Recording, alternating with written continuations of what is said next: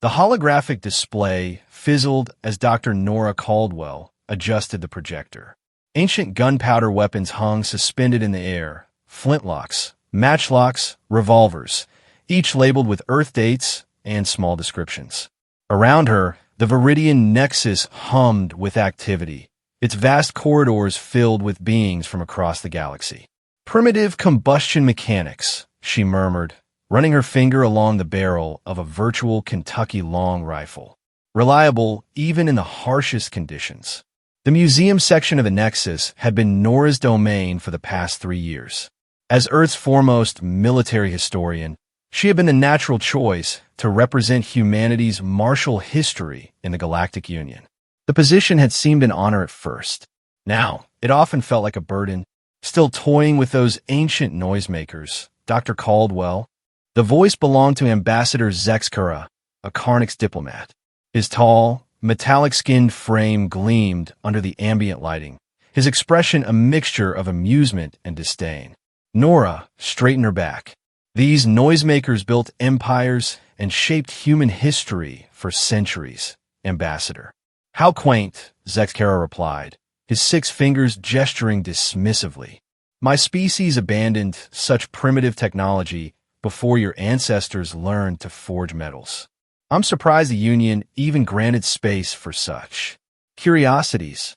The condescension was typical. Most advanced species viewed human weaponry as laughably obsolete. Why celebrate devices that hurled metal projectiles using chemical reactions when plasma cannons and gravitational disruptors were the galactic standard? Perhaps because understanding history prevents its repetition. Nora responded evenly, though inside she seethed. She'd earned 2 doctorates and written definitive works on human military evolution. Yet here, among the stars, her expertise was reduced to curating what many considered little more than barbaric toys. Zexkura merely smiled, his thin lips barely containing his dismissal. The History Committee meeting is in 10 minutes. I believe they're discussing budget allocations for the cultural exhibits.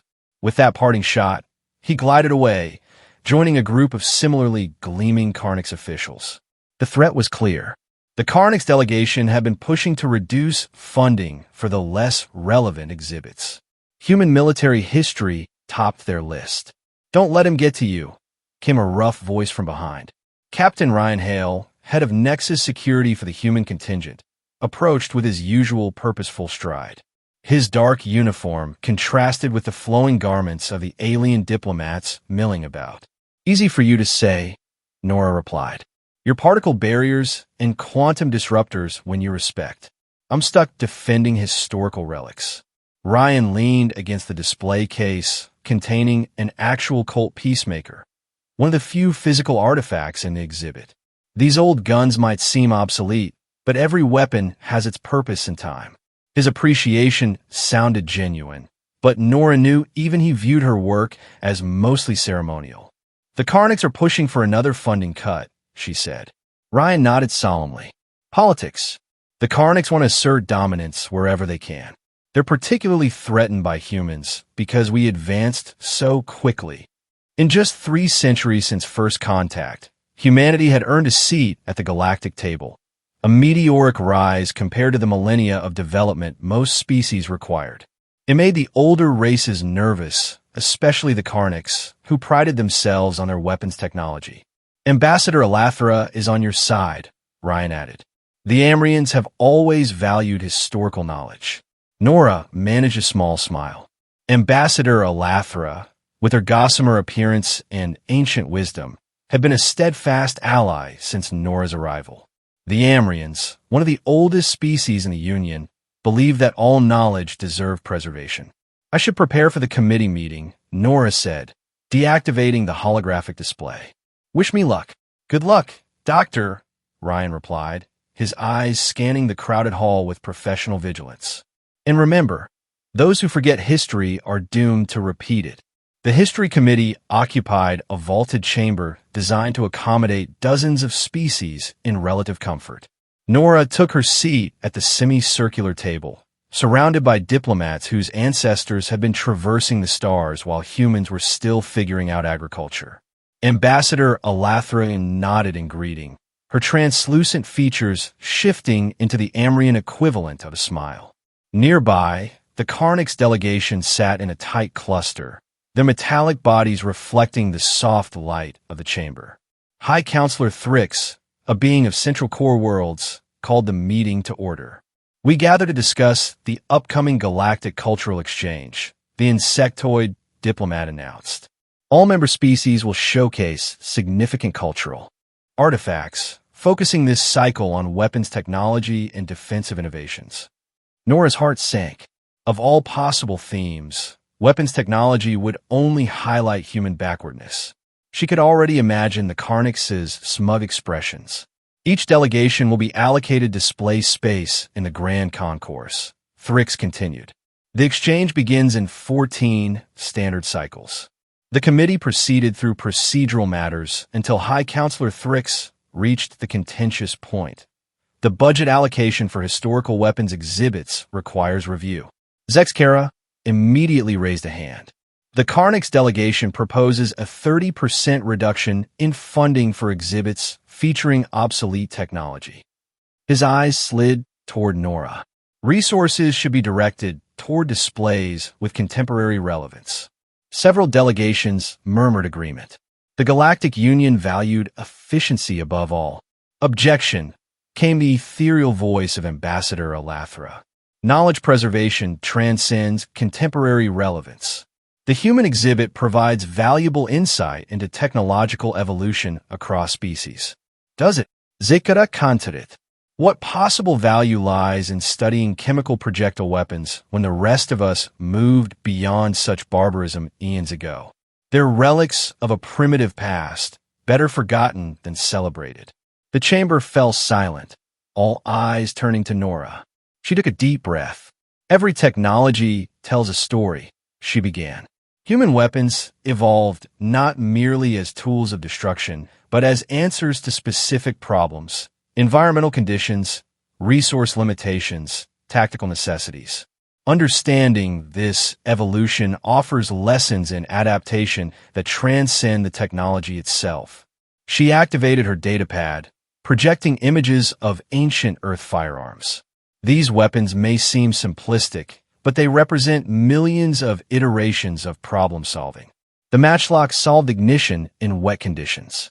The flintlock improved reliability. Revolvers addressed loading speed. Zexkara made a dismissive gesture. Charming history lessons, Dr. Caldwell, but, Nora interrupted, surprising even herself with her boldness. These obsolete weapons functioned in conditions where more advanced technology might fail. They required no power sources beyond chemical components. They could be maintained with basic tools. These qualities represent resilience in design, something relevant to any species. Ambassador Alathra's features brightened, literally with approval. A few other diplomats looked thoughtful. Even High Counselor Thrix seemed to consider her words. Zexkara, however, was unmoved. An eloquent defense of the obsolete, he said.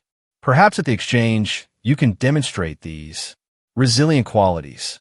I'm sure we'll all be fascinated to see how your ancient weapons compare to modern defenses. The challenge was obvious, but before Nora could respond, Alathra intervened. An excellent suggestion. A practical demonstration would educate many who have never witnessed such historical technology. To Nora's dismay, murmurs of agreement rippled through the chamber. High Counselor Thrix nodded decisively. It is settled. The human delegation will include a practical demonstration of their historical weapons at the exchange. As the meeting adjourned, Nora felt a mixture of dread and determination. She would be showcasing humanity's primitive weapons before the entire galactic community, with the Karnix waiting to mock every aspect of the presentation. A bold challenge, Alathra said, approaching as the chamber emptied. Her voice was like wind through crystal. But perhaps an opportunity as well. An opportunity to be humiliated, Nora replied. Or to prove that wisdom exists even in what others consider primitive. Alathra's translucent hand moved in a gesture of encouragement.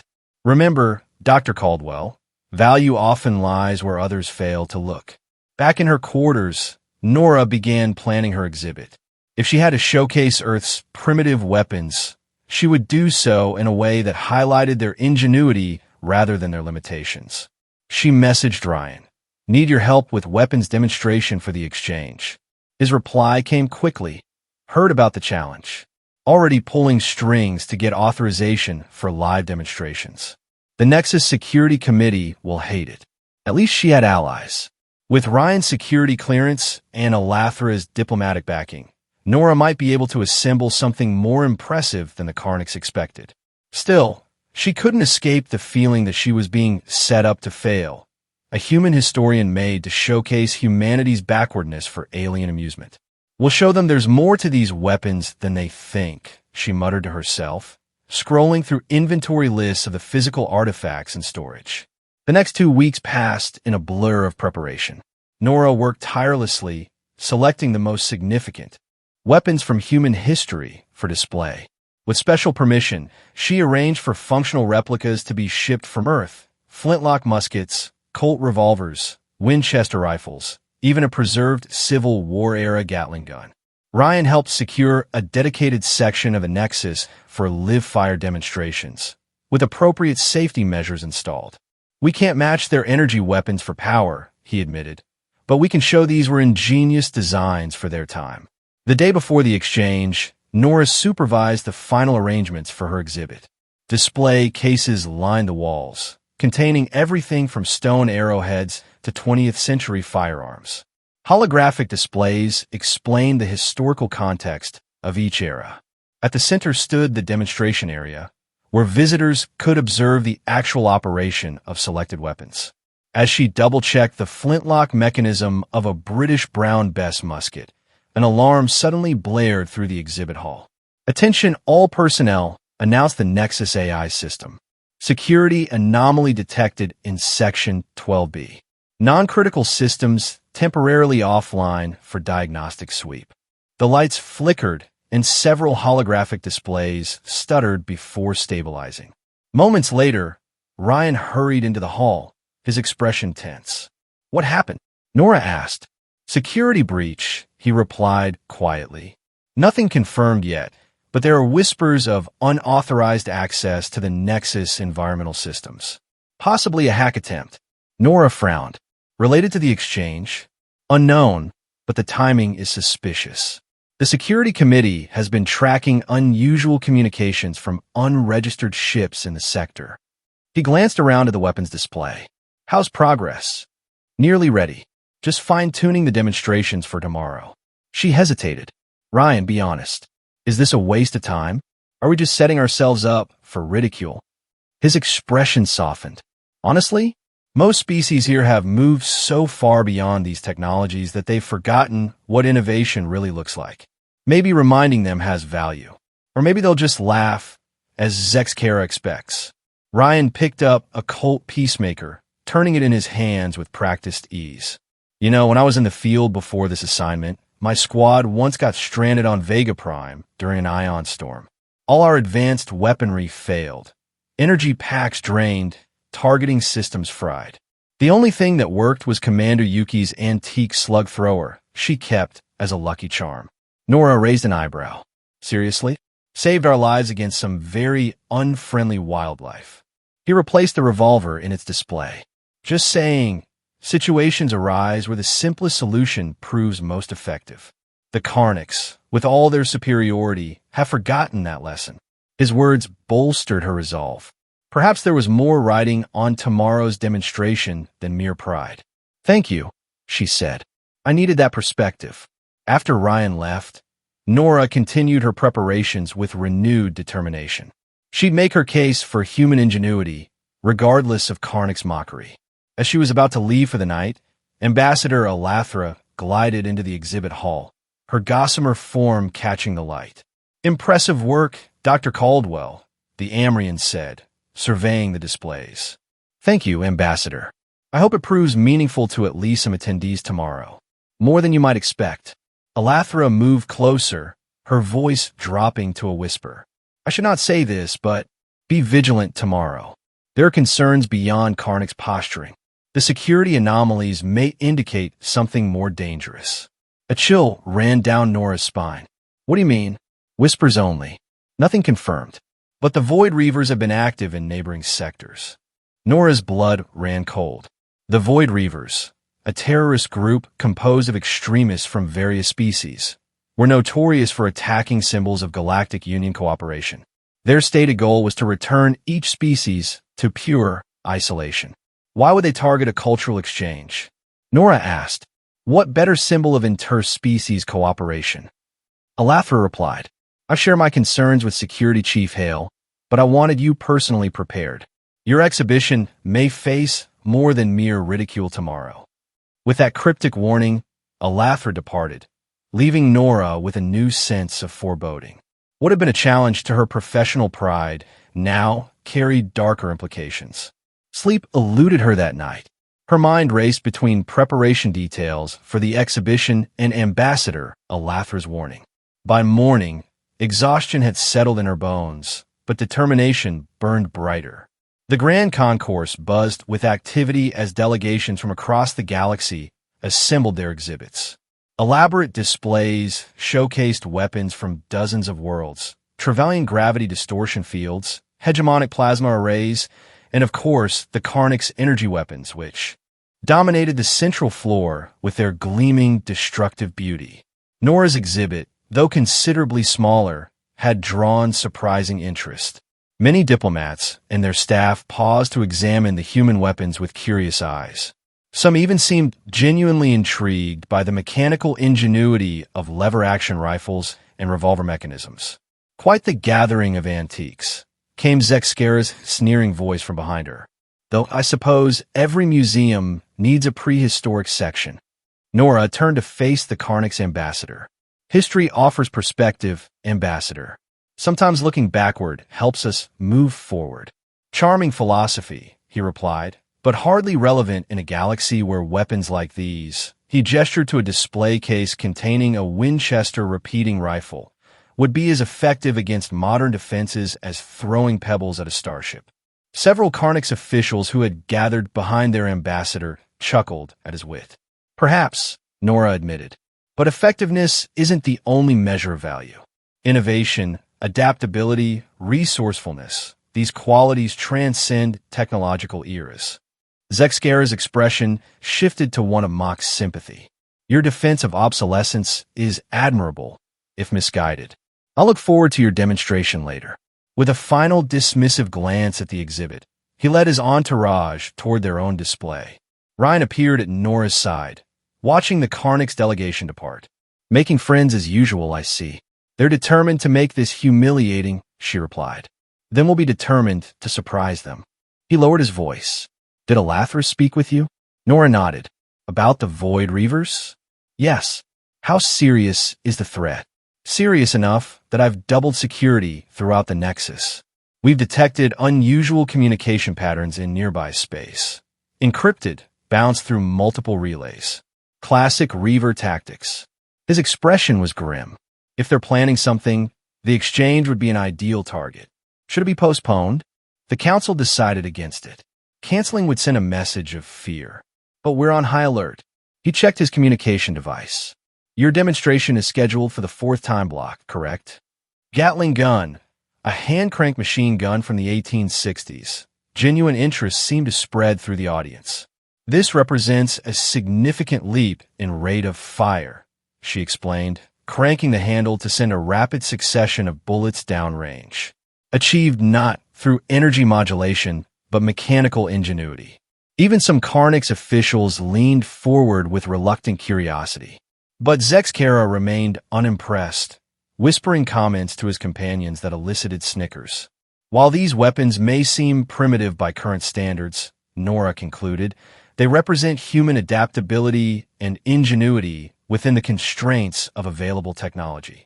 Each innovation solved real problems, and her presentation was interrupted as the Nexus alert system suddenly blared. Red emergency indicators flashed across the concourse. Security alert, announced the AI system. Unknown energy surge detected. All personnel initiate safety protocol Gamma 7 immediately. Ryan was instantly on his feet, hand to his communication device. His expression hardened as he received information. Everyone remained calm, he called out, but his voice was nearly drowned by the rising murmurs of alarm. Before anyone could react further, a deafening boom shook the entire concourse. The lights flickered, then died completely. Emergency lighting activated moments later, casting the vast space in an eerie blue glow. "What's happening?" someone shouted. Ryan fought his way to Nora's side. "Electromagnetic pulse," he said tersely. "Massive one. External systems are down. Internal backups operating at minimal capacity." Nora's blood ran cold. "The Void Reavers?" He nodded grimly. "Confirmed breach in 3 sectors. They must have smuggled EMP devices aboard over several days. Our shields are down, weapons systems offline." He looked at her with sudden intensity. "All energy-based weapons will be useless." The implications struck Nora like a physical blow.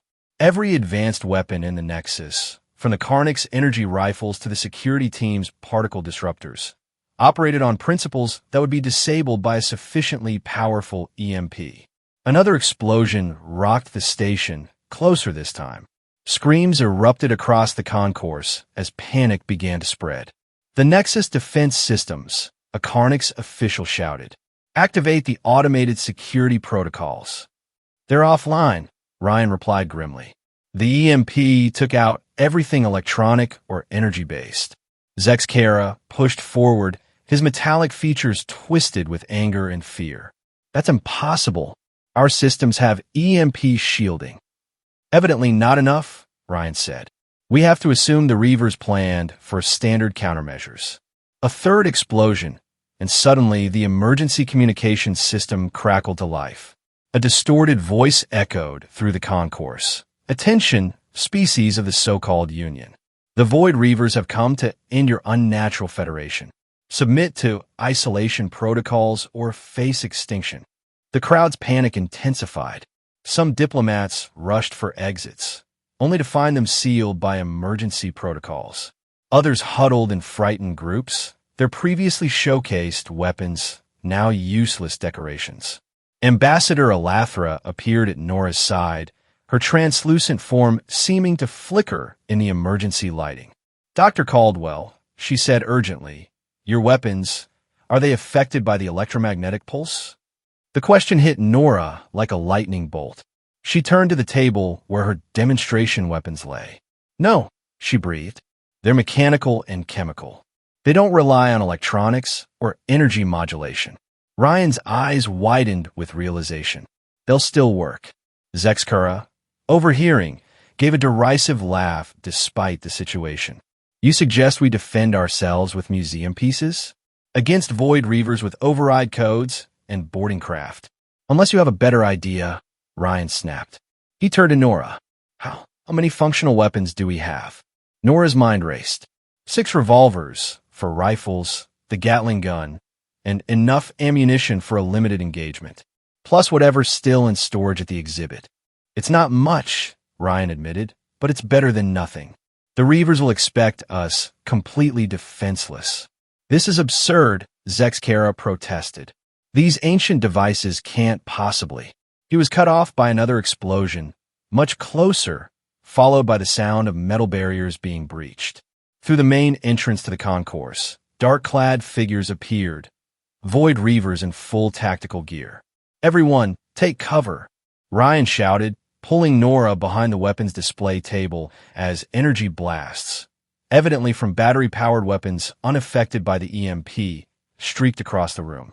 Diplomats and officials scrambled for shelter as the Reavers advanced.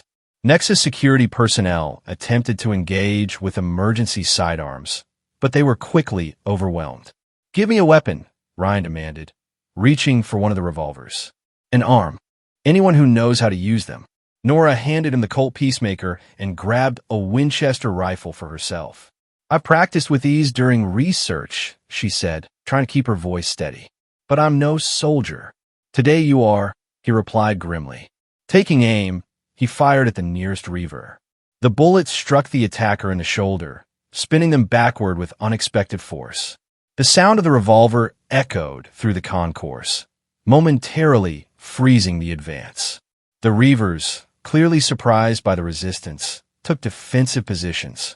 They had expected a completely disabled station, not functional weapons of any kind. "We need more fire support," Ryan said, ducking as energy blasts struck their makeshift barricade. "And we need to evacuate the civilians to a secure area." Nora scanned the room, noting Ambassador Alathra gathering frightened diplomats behind a sturdy display. "There," she pointed, "the maintenance corridor behind the Trevelyan exhibit. It leads to the secondary command center." Ryan nodded. "Cover me." Taking a deep breath, Nora raised the Winchester and fired a volley of shots toward the Reavers, forcing them into cover. Ryan sprinted across the open space toward Alathra's position, firing his revolver as he went. To Nora's amazement, several diplomats had gathered near her, looking at the weapons on display with new interest. Among them was the Trevelyan scholar who had admired her exhibit earlier. "You said these operate on mechanical principles?" the scholar asked, remarkably calm despite the chaos. "Yes," Nora replied between shots. "Simple hammer and firing pin, triggered by mechanical pressure." "Fascinating. May I?" He gestured to a revolver. Wordlessly, Nora handed him the weapon and quickly demonstrated its operation. The Trevelyan observed carefully, then took aim and fired with surprising accuracy, striking a Reaver who had attempted to flank their position. "Excellent balance," the scholar commented, as casually as if he were evaluating a museum piece rather than fighting for his life. Primitive but effective. More diplomats approached, and Nora found herself conducting an impromptu weapons training session in the midst of battle. Even a young Karnix official, not Zexhara, who had disappeared in the initial attack, joined them, awkwardly gripping a Springfield rifle. "Like this," Nora demonstrated, showing how to load and aim. "Keep your shot count in mind. These weapons have limited ammunition before reloading." Across the concourse, Ryan had organized another group of defenders using weapons from Nora's exhibit. They had established a perimeter, allowing Alathra to guide non-combatants toward the maintenance corridor. The Void Reavers, recovering from their initial surprise, began a more coordinated assault. They advanced in formation, using portable energy shields that deflected bullets. Their leader, a tall figure in distinctive armor, directed their movements with practiced precision.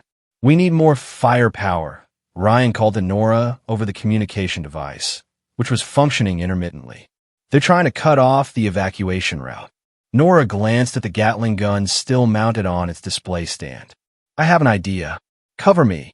As her makeshift squad laid down suppressing fire, Nora and the Trevelyan scholar dragged the Gatling gun to a better position. The heavy weapon was fully functional. She had demonstrated it earlier, but positioning it took precious moments as energy blasts struck around them. "Ready?" she asked the scholar, who nodded with the same academic interest he might show at a lecture. Nora began cranking the handle. The Gatling gun roared to life, sending a hail of bullets toward the advancing Reavers. The rate of fire was nothing compared to modern weapons, but the sheer volume of lead proved effective. The Reavers' formation broke as they scrambled for cover, their advance halted. "It works!" exclaimed the Karnix official, genuine amazement in his voice. These ancient weapons actually work.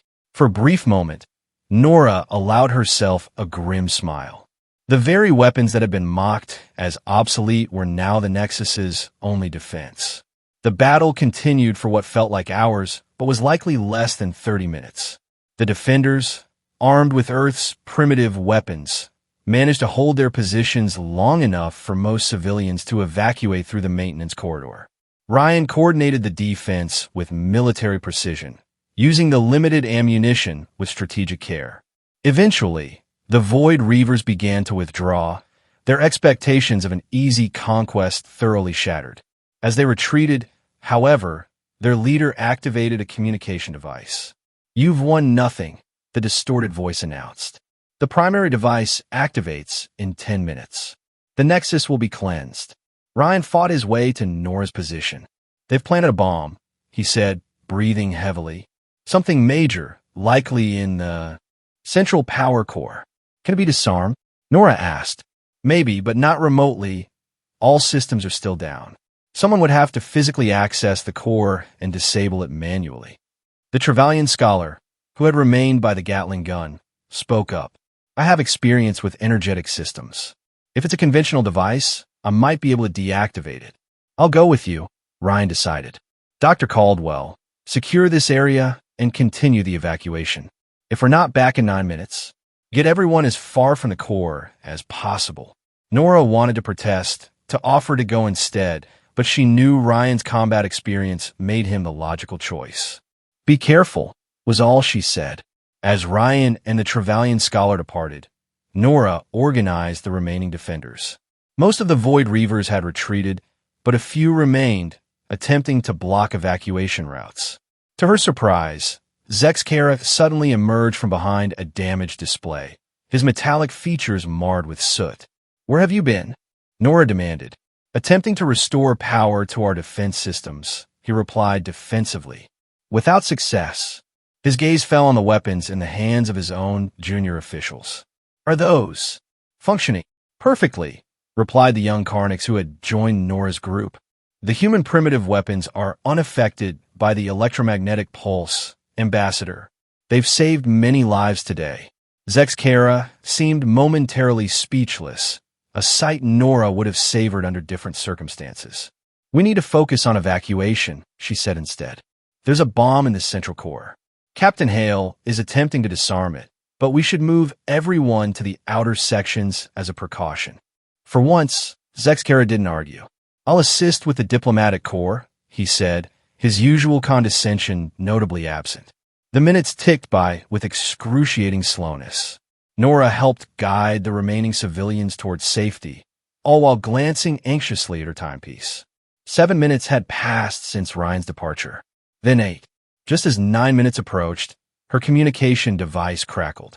Ryan's voice came through, distorted but recognizable. Bomb disabled. Repeat, bomb disabled. The Trevelyan's knowledge of old-school mechanical triggers saved us. The Reavers never expected anyone to recognize pre-electronic detonation systems. Relief washed over Nora like a physical wave. Throughout the concourse, cheers erupted as the news spread. Within hours, emergency systems were partially restored. The Void Reavers who had not escaped were captured by security teams armed with the very weapons that had been displayed as historical curiosities. Damage assessment began, along with a thorough security sweep to ensure no further threats remained. In the aftermath, Nora found herself in a makeshift command center, surrounded by high-ranking officials including Ambassador Elathra, several council members, and a subdued Zexkera. High Counselor Thrix addressed the gathered leaders. Today's attack could have resulted in devastating loss of life and the destruction of the Nexus. That it did not is due largely to unexpected resourcefulness. The insectoid diplomat turned to Nora. Dr. Caldwell, your historical artifacts proved to be more than mere curiosities. They were tools designed for survival in adverse conditions, Nora replied. Their simplicity became their strength when complex systems failed. A lesson we had forgotten, admitted a senior hegemonic delegate. In our pursuit of advancement, we discarded resilience.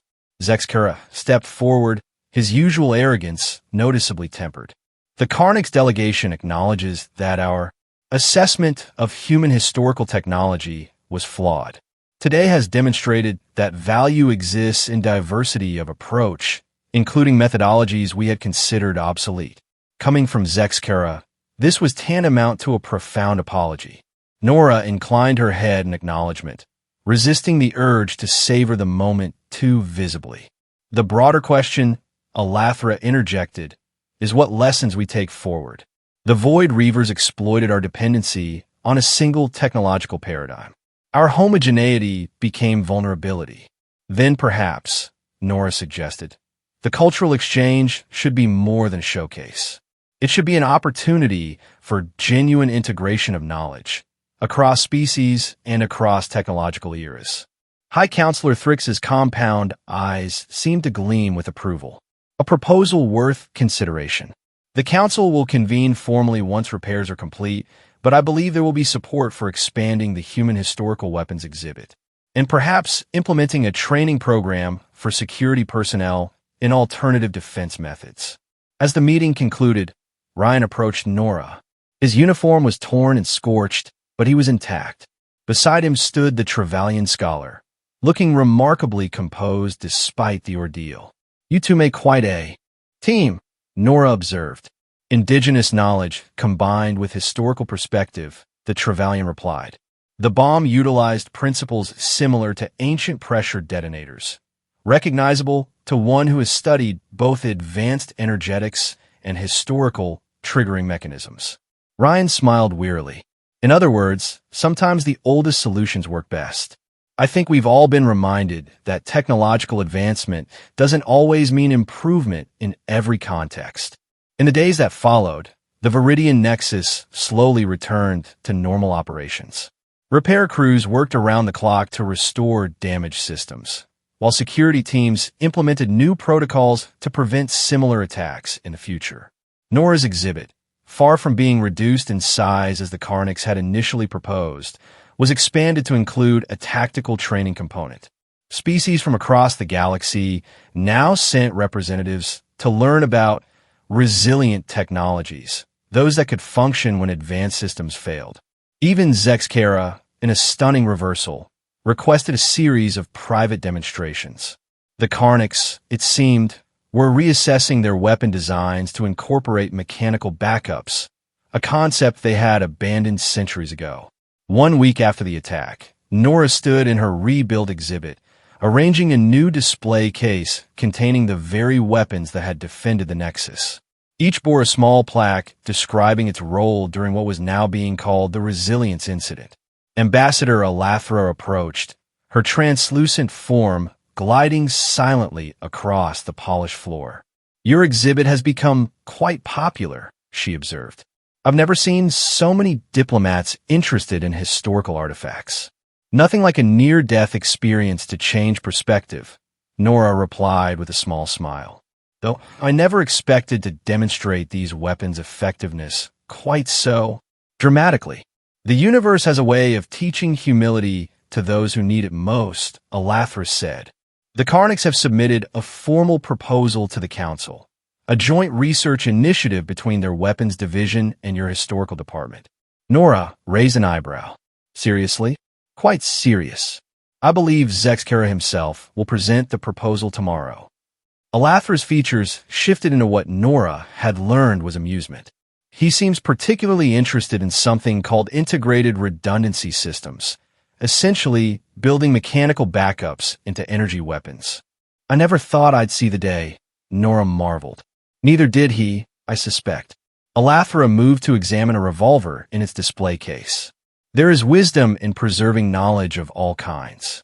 Today's obsolescence may be tomorrow's salvation." Ryan entered the exhibit, now wearing the insignia of a newly promoted security commander. The Nexus Council had recognized his leadership during the crisis with a field promotion. "Dr. Caldwell." He greeted her formally, though his eyes held warmth. "The new security protocols are being implemented. We're incorporating training with multiple weapons types, including your historical models." "I've heard," Nora replied. "Apparently I'm to give lectures on resilient combat techniques to security personnel. Among other things." Ryan handed her a data tablet. "The Council has approved a new position, Historical Technology Integration Specialist. They want someone to identify valuable principles from past technologies that might enhance current systems. The position reports directly to the High Counselor." Nora stared at the tablet, hardly believing what she was reading. "And they want me? Who better?" Elathra interjected. "You defended the value of historical knowledge even when others dismissed it. Now that value has been demonstrated beyond question." Ryan nodded in agreement. "Plus, you got a pretty good aim with that Winchester. That impressed even the security veterans." Nora laughed, the sound echoing through the exhibit hall where, just days ago, she had fought for her life with obsolete weapons. "I suppose I did prove my point, didn't I?" "Rather definitively," Elathra agreed. As visitors began to enter the exhibit, more than ever before, Nora found herself surrounded by curious diplomats eager to learn about the weapons that had saved the Nexus. Even a group of young Karniks approached, respectfully requesting demonstrations of the mechanical firing mechanisms. Among them, to Nora's surprise, was Zexkera himself. He waited until the others had moved on before approaching her directly. Dr. Caldwell, he began, his metallic features schooled into careful neutrality. I believe I owe you an acknowledgement. Oh, Nora kept her expression equally neutral, though inwardly she savored the moment. Your historical perspective proved valuable in ways I failed to anticipate. Each word seemed to cost some effort. The Karniks have always prided ourselves on technological advancement. We measure progress by what we leave behind. A common approach across many species, Nora observed diplomatically. Perhaps too common. Zexkera gestured toward the display of weapons that had defended the Nexus. You've demonstrated that true advancement includes remembering what came before, not merely as curiosities, but as knowledge with continuing relevance. Coming from Zexkera, this was tantamount to a profound philosophical revelation. Nora inclined her head in acknowledgement. The past has much to teach us, if we're willing to listen. Indeed, he hesitated, then added, the Joint Research Initiative. You've been informed? Ambassador Alathram mentioned it. I hope you will consider participating. The Karniks would benefit from your expertise. With that surprising request, he departed, leaving Nora momentarily speechless. Ryan, who had observed the exchange from nearby, joined her with an amused expression. Did Ambassador Zexkera just ask for your help? I believe he did, Nora replied, still slightly stunned. The universe is full of surprises. Speaking of surprises, Ryan said, lowering his voice, security discovered something interesting during the final sweep. The Void Reaver's communications contained references to Karnik's weapon specifications, details that shouldn't have been accessible to outsiders. Nora's eyes widened. You think they had inside information? From the Karniks. Nothing conclusive, but the Reavers seemed specifically prepared to counter Karnik's defensive systems. They knew exactly how to calibrate their EMP devices to penetrate supposedly impenetrable shields. Ryan shrugged. Maybe that explains Zexkera's newfound humility. Or maybe nearly dying alongside everyone else gave him perspective, Nora suggested. People can change when their assumptions are challenged forcefully enough. Some people, Ryan agreed. Others just find new ways to be difficult. He smiled. But today, let's celebrate the victories. The Nexus stands. Historical knowledge has been recognized for its value. And you're about to become one of the most influential humans in the Galactic Union. Nora considered the exhibit around her. The weapons that had once been objects of mockery, now treated with respect and interest. Beyond the immediate crisis, something more profound had shifted in the Nexus. Species that had pursued technological advancement along separate, increasingly specialized paths were now looking backward, as well as forward, recognizing that diversity of approach offered resilience. Not bad for a museum curator, she said with a smile. In the months that followed, Nora's new role took her across the galaxy, consulting with species whose technological paths had diverged millennia ago. The Resilience Initiative, as it came to be known, sought to identify principles from various technological eras that might complement modern systems, creating redundancies that could withstand targeted attacks. The Karniks, surprisingly, became enthusiastic partners in the initiative. Their weapons, once purely energy-based, began incorporating mechanical components as backups, systems that could operate even when sophisticated electronics failed. Other species followed suit, recognizing the wisdom in technological diversity. 1 year after the attack, Nora stood before the Galactic Council, presenting the initiative's first comprehensive report. Representatives from dozens of worlds listened as she outlined the new approach to technological resilience. The Void Reavers attacked what they perceived as our greatest vulnerability, she explained. They assumed that by disabling our advanced systems, they would render us helpless. They failed to anticipate our ability to adapt, to reach back into our collective histories and find solutions that transcended their targeted attack. High Counselor Thrix nodded approvingly. The initiative has already strengthened our defenses considerably. More importantly, it has fostered unprecedented cooperation between species whose technological paths rarely intersected. Ambassador Alathra, now elevated to the Council herself, added, "Perhaps the most valuable lesson is philosophical rather than practical. We had equated advancement with replacement, always moving forward, rarely looking back. Now we understand that true resilience comes from integration of knowledge across time, not merely across species." From his position among the Karnix delegation, Zexkara spoke. "The initiative has caused my people to re-evaluate core assumptions about progress. We have recovered techniques from our early history that, combined with current technology, create systems far more robust than either approach alone." As the council session concluded, Nora found herself surrounded by diplomats eager to discuss future collaborations. What had begun as a desperate defense with primitive weapons had evolved into a galaxy-wide reassessment of technological philosophy. Later, in a quiet moment in her expanded office, now the headquarters of the Resilience Initiative, Nora examined a Colt Peacemaker displayed prominently on her desk. This particular revolver had been used by the Trevelyan Scholar during the attack, saving numerous lives with its simple, reliable mechanism. Ryan entered, carrying reports from the latest security exercises. "Still admiring your antiques?" he teased. "Not antiques," Nora corrected. "Teaching tools. Reminders that sometimes the oldest solutions work perfectly, especially when no one expects them." "Speaking of unexpected," Ryan said, "the latest intelligence suggests the Void Reavers are struggling to develop new attack strategies.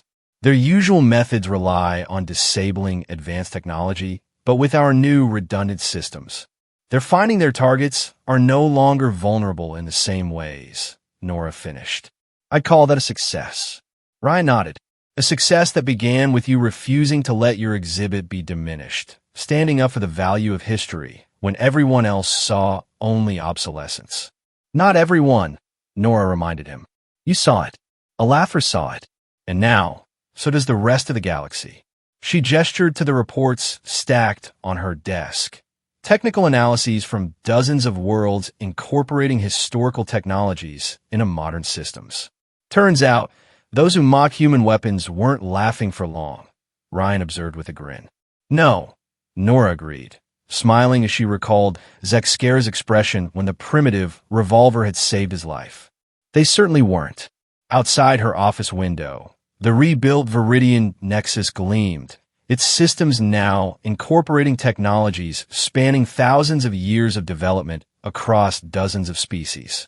What had begun as mockery had transformed into one of the most significant technological revolutions in the Union's history.